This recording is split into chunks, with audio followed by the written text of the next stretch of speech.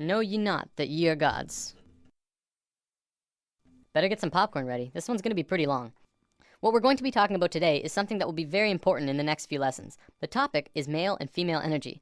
From there, we'll be talking about left brain and right brain, then the new children, and bring it full circle. Ready? Deep breath.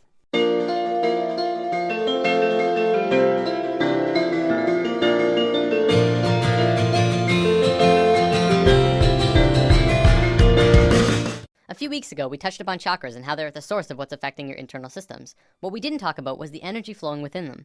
Now, there's lots of kinds of energy through and around all of us, and that'll be a future topic later on. Today, I want to talk about two specific energies that can be expressed through this image.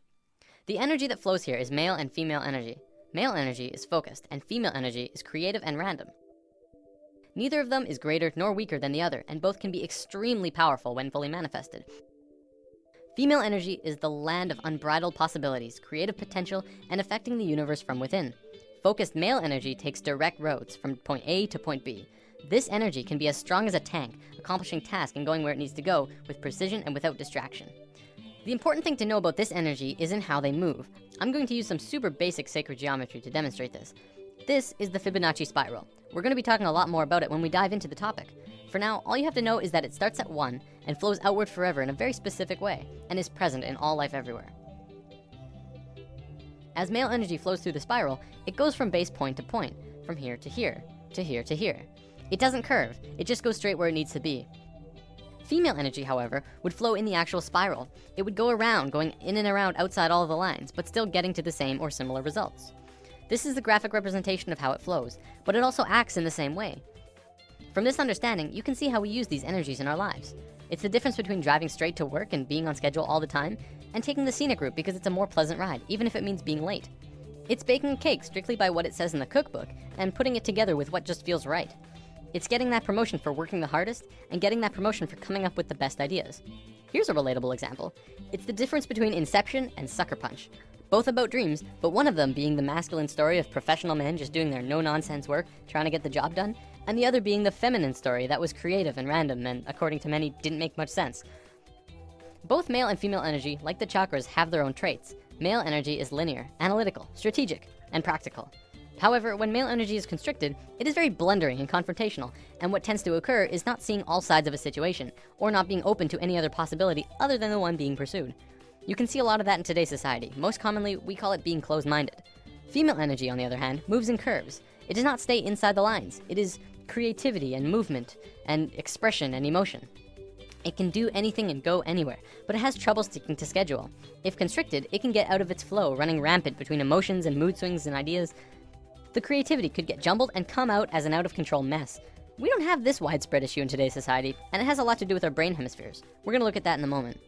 One big difference between the two is that male energy looks at parts and female energy looks at wholes. Before I go on, I wanna make this clear. Male and female energy has very little to do with sexual orientation. Like, it's in the mix, but it's not a fundamental part of the energy itself. For example, if you look at the shape of male and female bodies, men have straighter bodies, women have curvier bodies. We'll probably come back to this in a lesson down the road. Okay, brain hemispheres. We have 2 of them, and if you remember what you learned in grade 10 biology, this will be familiar. The left brain is the male energy side of the brain. It is orderly, statistical, logical, and mathematical. It sees things in straight lines, rational and practical. The right brain is the female energy side of the brain. It is our creative side, a free spirit. It is passion and experience of taste and feeling, movement and art. As is the same with the energy, the left brain cannot make sense out of the right brain. You cannot put feelings and expressions within boxes. They must be felt to be truly experienced. The right brain, too, cannot make sense about how the left brain understands things. Okay, so as a species, we are primarily left-brained. Well, incredibly left-brained. This basically means that as a species, we essentially have a male energy imbalance. There is way too much of it. It is dominant and is constricting on the female side of the brain. Now, don't get me wrong, this isn't a bad thing. In fact, it's kind of a blessing in disguise, but we have to talk about some other things first. So, there's nothing wrong with our female energy. We're just not really using it to potential. Our male energy is really messed up, and that's why we're where we are right now. By where we are, I mean the economical, political, financial, religious, nuclear, dolphin and bee killing global war crisis.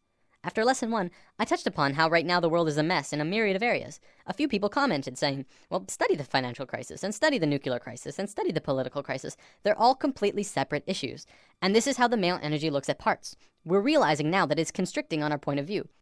As a whole, all of these issues together are further proof that we don't understand how to be harmonious because our male energy is out of sync with each other and the planet.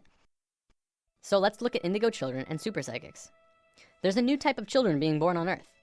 Since sometime in the 80s, new children started appearing with different or unusual traits. Their numbers began to increase, and today, nearly 100% of all children born in North America are indigo children. So what are these traits? Let's go over a list developed by Jan Yordi, a play therapist who has been studying and working with indigo children for about 4 years now. As we go over the list, see if any of these sound like you. Maybe strong-willed, independent thinkers who prefer to do their own thing rather than comply with authority figures or parents. Have a wisdom and level of awareness and caring beyond their youthful experience. Traditional parenting and discipline strategies don't appear effective with these children. If you try and force an issue, a power struggle is the typical outcome. Energetically, indigos are vibrating at a much higher frequency, so they can get scrambled by negative energy easier. Emotionally, they can be very reactive and may have problems with anxieties, depression, or temper rages if not energetically balanced. Are creative right-brain thinkers, but may struggle to learn in a traditional left-brain school system. Often, indigos are diagnosed as having ADD and ADHD since they appear impulsive. This is because their brain can process information faster, and they require movement to help keep them focused. Indigos are very intuitive, often psychic, and may hear, see, or know things that seem unexplainable. Indigos may have more problems with food or environmental sensitivity since their system is more finely tuned. When their needs are not met, these children appear self-centered and demanding, although this is not their true nature. These children have incredible gifts and potential, and may be shut down when not properly nurtured and accepted. So what's causing this? Well, for one, there are 2 new DNA blocks being activated within these kids. They are microcephalin and ASPM. Both of these blocks are designed to regulate brain growth, giving the kids a broader spectrum of thinking and a newer way of learning. Because of this, the average IQ of an indigo child is about 140, which is 40 to 50 points higher than the average IQ. We're just learning now that our school system's methods of teaching are becoming outdated. It's because our kids are changing. We're going to look at the broader spectrum of why this is happening in a moment. For now, let's move on to the badassery that is the super psychics. These kids are hardcore. They can do anything, literally. Some can move solid objects through walls with their minds. Some are blind, yet they can see everything around them from a myriad of different screens within their head. There are some who can look at a person and know absolutely everything about a person just from looking at them, including when they'll die. So why haven't we heard about this? You'd think this would be huge in the world. Well, for one, almost all super psychic children are in China, and almost all of the evidence is hardly ever rendered into English, although some of it does make it into the public in China. If you want to learn more about this, the book China's Super Psychics by Paul Dong and Thomas Raphael is a great starting place. Before we wrap up, we totally have to bring this video full circle. What on earth do the new children have to do with male and female energy? Isn't it obvious? Indigo children are directly connected to our species' male energy, and super psychics to our female. As we grow closer and closer to the peak of the shift, the planet itself is beginning to change. Essentially, this is happening to balance us out. On one half of the world, indigo children are being born. On the other half, super psychics. They are here to help the consciousness of the planet in an incredibly crucial time. There are way more indigo children on the planet than super psychics because it's our male energy that needs to understand. It's through the indigo children and their new way of thinking which is affecting the consciousness of the planet, putting us back onto the harmonious path. As we just learned, to understand things, it takes 2 to tango. You cannot only understand something by reading about it. You need both sides of the brain to click. In the modern world, things like astral projection and channeling aren't really considered science. One of them is exploring different realms outside of the body, and one is communicating with beings of higher consciousness. And yet, because we can only seem to measure it from experience, it doesn't qualify to be legitimate. Because of this left brain constriction, we have lost a major part of what life is about. See, what we have is called polarity consciousness. We see everything in 2 ways, good or bad, hot and cold, right and wrong, religion and science. To once again become harmonious with each other on the planet, we have to learn to understand again from the left brain. When this happens, we can move out of polarity consciousness into unity consciousness, and that's essentially where we're going. That about wraps it up. See you next time. We all suspended in this one moment of movement, spiraling in fractal design, but your mind caught up in linear time.